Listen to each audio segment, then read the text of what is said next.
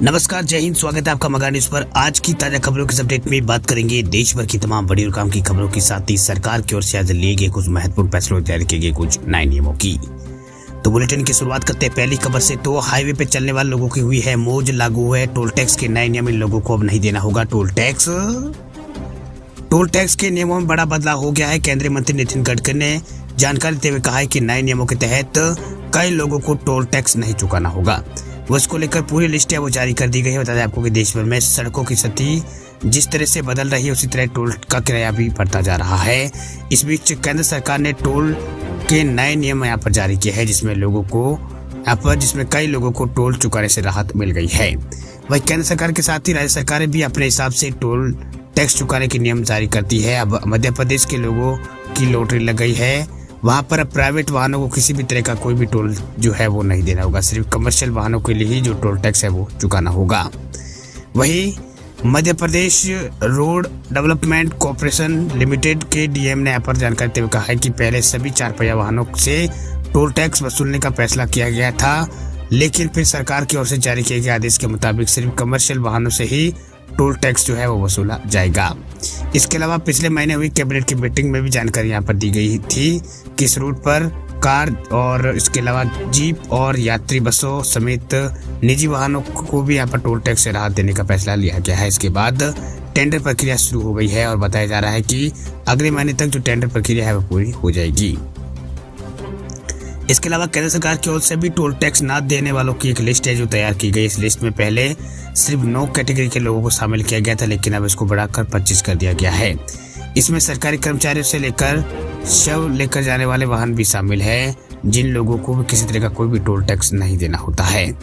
वहीं राज्य सरकार ने जानकारी देते हुए कहा है कि संसद और विधानसभा के पूर्व वर्तमान सदस्यों के वाहन और गैर व्यावसायिक व्हीकल और भारतीय सेना, फायर ब्रिगेड और इसके अलावा भारतीय डाक और कृषि उद्देश्य के लिए उपयोग किए जाने वाले ट्रैक्टर, ट्रॉली, ऑटो रिक्शा और 2 पहिया वाहनों और मान्यता प्राप्त पत्रकारों के अलावा यात्री वाहनों को भी टोल टैक्स में छूट यहाँ पर अब मिलेगी। बात अब करते हैं अगली खबर की। तो पोस्ट ऑफिस में खाता रखने वाले लोगों के लिए बड़ी खबर। देखिए, पोस्ट ऑफिस अकाउंट पर बैंक की तरह मिलेगी ये सुविधाएं। करना होगा बस ये काम।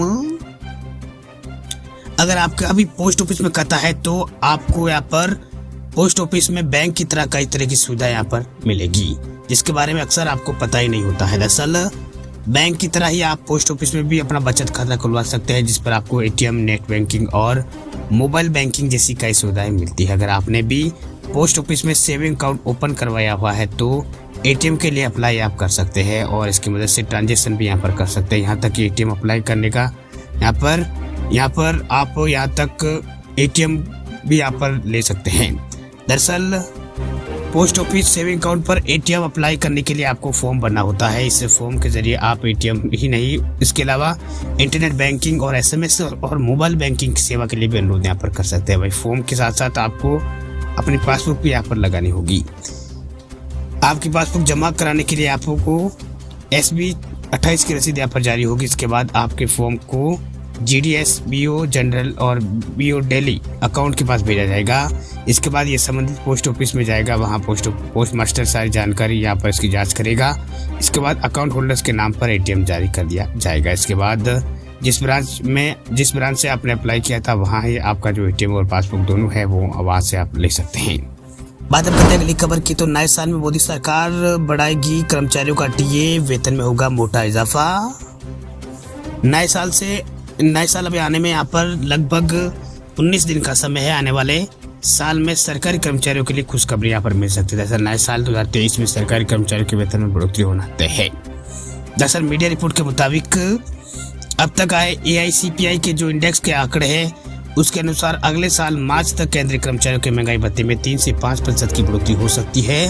अगर ऐसा होता है तो कर्मचारियों की सैलरी में बम्पर इजाफा देखने को मिलेगा। वह अभी केंद्रीय कर्मचारियों को जो डीए है वो 38% मिल रहा है। अगर अगले साल 2023 में डीए में 3 से या 5% की बढ़ोतरी होती है तो ये 41 से 43% हो जाएगा।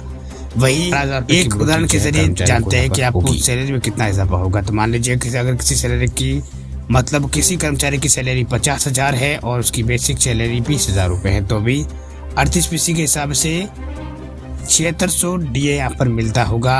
अगर डीए में 5% की बढ़ोतरी होती है तो ये 8,700 रुपये हो जाएंगे, यानी वेतन में 1,000 रुपये का इजाफा हो जाए। बात करते हैं अगली खबर की, तो पंजाब नेशनल बैंक खातेदारों के लिए बड़ा अलर्ट। देखिए, अब सिर्फ 2 दिन ही बचे हैं आपके पास, जल्दी निपटा ले ये काम वरना अकाउंट हो जाएगा फ्रीज।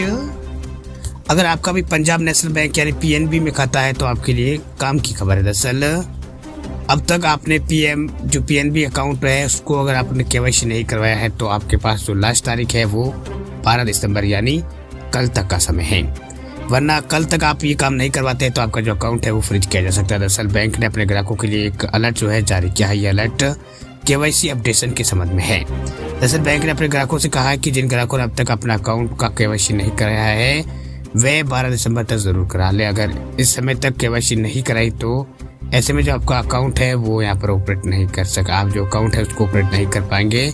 अपने बैंक अकाउंट चालू रखने के लिए आप केवाईसी आपके लिए बहुत ही ज़रूरी है, इसलिए आप समय रहते जो केवाईसी है वो ज़रूर करवा लें।